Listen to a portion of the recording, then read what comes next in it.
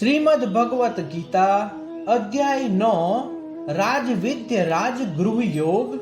श्री भगवान बोले, तुझ दोष दृष्टि रहित भक्त के लिए इस परम गोपनीय विज्ञान सहित ज्ञान को पुनः भली भांति कहूंगा, जिसको जानकर तू दुख रूप संसार से मुक्त हो जाएगा।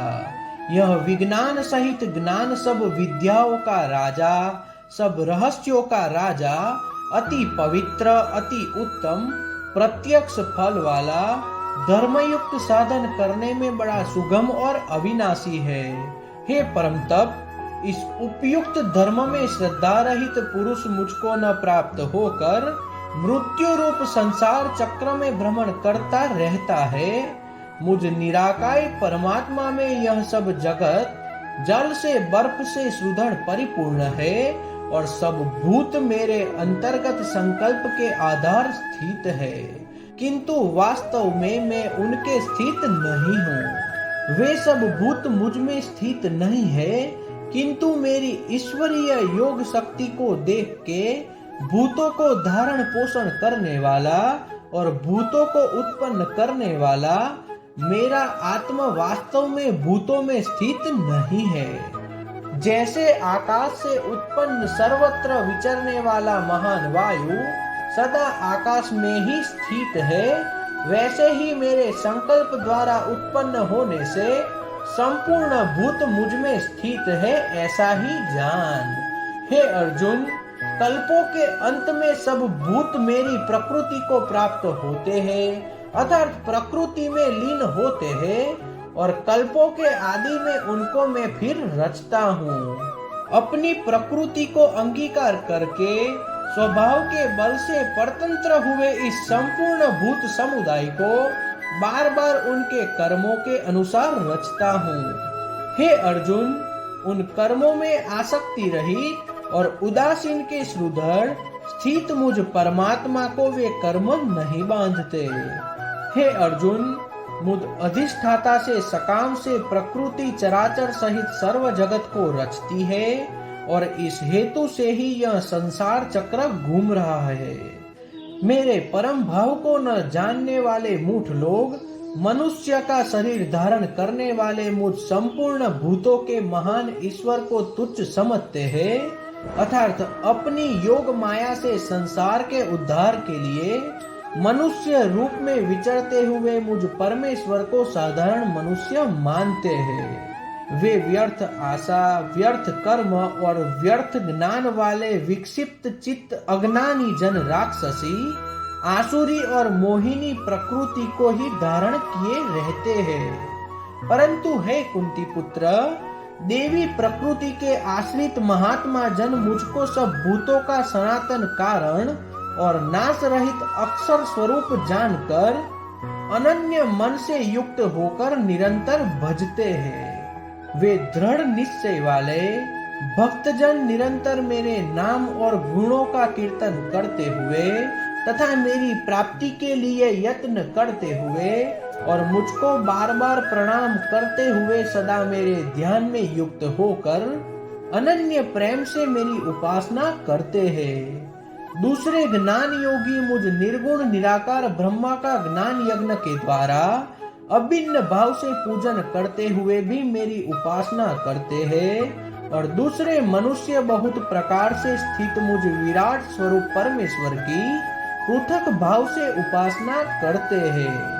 क्रतु मैं हूँ, यज्ञ भी मैं हूँ, स्वधा भी मैं हूँ, औषधि भी मैं हूँ, मंत्र भी मैं हूँ, ध्रुत भी मैं हूँ, अग्नि भी मैं हूँ और हवन रूप क्रिया भी मैं ही हूँ। इस संपूर्ण जगत का दाता अर्थात धारण करने वाला और कर्मों के फलों को देने वाला, पिता माता पितामह, जानने योग्य पवित्र ओंकार तथा ऋग्वेद, सामवेद और यजुर्वेद भी मैं ही हूँ।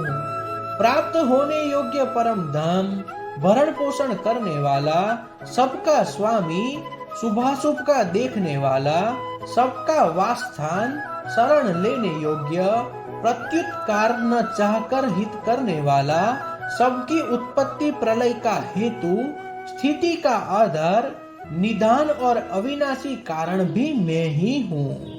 मैं ही सूर्य रूप से तपता हूँ, वर्षा का आकर्षण करता हूँ और उसे बरसाता हूँ। हे अर्जुन, मैं ही अमृत और मृत्यु हूँ और सत असत भी मैं ही हूँ। तीनों वेदों में विधान किए हुए सकाम कर्मों को करने वाले, सोम रस को पीने वाले, पाप रहित पुरुष मुझको यज्ञों के द्वारा पूज कर स्वर्ग की प्राप्ति चाहते हैं। वे पुरुष अपने पुण्यों के फल रूप स्वर्ग लोक को प्राप्त होकर स्वर्ग में दिव्य देवताओं के भोगों को भोगते हैं। वे उस विशाल स्वर्ग लोक को भोग कर पुण्य क्षीण होने पर मृत्यु लोक को प्राप्त होते हैं। इस प्रकार स्वर्ग के साधन रूप तीनों वेदों में कहे हुए सकाम कर्मों का आश्रय लेने वाले और भोगों की कामना करने वाले पुरुष बार बार आवागमान को प्राप्त होते हैं, अर्थात पुण्य के प्रभाव से स्वर्ग में जाते हैं और पुण्य क्षीण होने पर मृत्यु लोक में आते हैं। जो अनन्य प्रेम भक्तजन मुझ परमेश्वर को निरंतर चिंतन करते हुए निष्काम भाव से भजते हैं, उन नित्य निरंतर मेरा चिंतन करने वाले पुरुष को योग से मैं स्वयं प्राप्त कर देता हूँ। हे अर्जुन, यद्यपि श्रद्धा से युक्त जो सकाम भक्त दूसरे देवताओं को पूजते हैं, वे भी मुझको ही पूजते हैं, किंतु उनका पूजन अविधि पूर्वक और अज्ञान पूर्वक है। क्योंकि संपूर्ण यज्ञों का भोक्ता और स्वामी मैं ही हूँ, परंतु वे मुझ परमेश्वर को तत्व से नहीं जानते, इसी से गिरते हैं, अर्थात पुनर्जन्म को प्राप्त होते हैं। देवताओं को पूजने वाले देवताओं को प्राप्त होते हैं, पितरों को पूजने वाले पितरों को प्राप्त होते हैं, भूतों को पूजने वाले भूतों को प्राप्त होते हैं, मेरा पूजन करने वाले भक्त मुझको प्राप्त होते हैं। इसलिए मेरे भक्तों का पुनर्जन्म नहीं होता। जो कोई भक्त मेरे लिए प्रेम से पत्र, पुष्प, फल, जल आदि अर्पण करता है, उस शुद्ध बुद्धि निष्काम प्रेमी भक्त का प्रेम पूर्वक अर्पण किया हुआ वह पत्र पुष्पादि मैं सगुण रूप से प्रकट होकर प्रीति सहित खाता हूँ। हे अर्जुन, तू तो कर्म करता है, जो खाता है, जो हवन करता है, जो दान देता है और जो तप करता है, वह सब मुझे अर्पण कर। इस प्रकार जिसमें समस्त कर्म मुझ भगवान के अर्पण होते हैं, ऐसे संन्यास योग से युक्त चित्त वाला तू शुभाशुभ फल रूप कर्म बंधन से मुक्त हो जाएगा और उनमें मुक्त होकर मुझको ही प्राप्त होगा।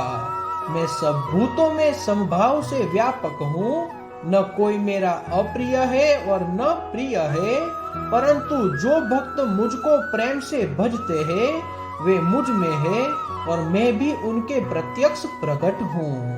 यदि कोई अतिशय दुराचारी भी अनन्य भाव से मेरा भक्त होकर मुझे भजता है, तो वह साधु ही मानने योग्य है, क्योंकि वह यथार्थ निश्चय वाला है, अर्थात उसने भली भांति निश्चय कर लिया है कि परमेश्वर के भजन के समान अन्य कुछ भी नहीं है। वह शीघ्र ही धर्मात्मा हो जाता है और सदा रहने वाली परम शांति को प्राप्त होता है। हे अर्जुन, तू निश्चय पूर्वक सत्य जान के मेरा भक्त नष्ट नहीं होता। हे अर्जुन, स्त्री, वैश्य, शूद्र तथा पाप योनि चांडाल आदि जो कोई भी हो, वे भी मेरी शरण होकर परम गति को प्राप्त होता है। फिर इसमें तो कहना ही क्या है। जो पुण्यशील ब्राह्मण तथा राजर्षि भगवान मेरी शरण होकर परम गति को प्राप्त होते हैं, इसलिए तू सुख रहित और क्षण भंगुर इस मनुष्य शरीर को प्राप्त होकर निरंतर मेरा ही भजन कर। मुझ में मन वाला हो, मेरा भक्त बन, मेरा पूजन करने वाला हो, मुझको प्रणाम कर। इस प्रकार आत्मा को मुझ में नियुक्त करके मेरे परायण होकर तू मुझको ही प्राप्त होगा। तो इस प्रकार उपनिषद, ब्रह्म विद्या तथा योग शास्त्र रूप श्रीमद् भगवत गीता के श्री कृष्ण अर्जुन संवाद में राज विद्या राज गृह योग नामक 9वां अध्याय समाप्त हुआ। श्री कृष्ण कन्हैया लाल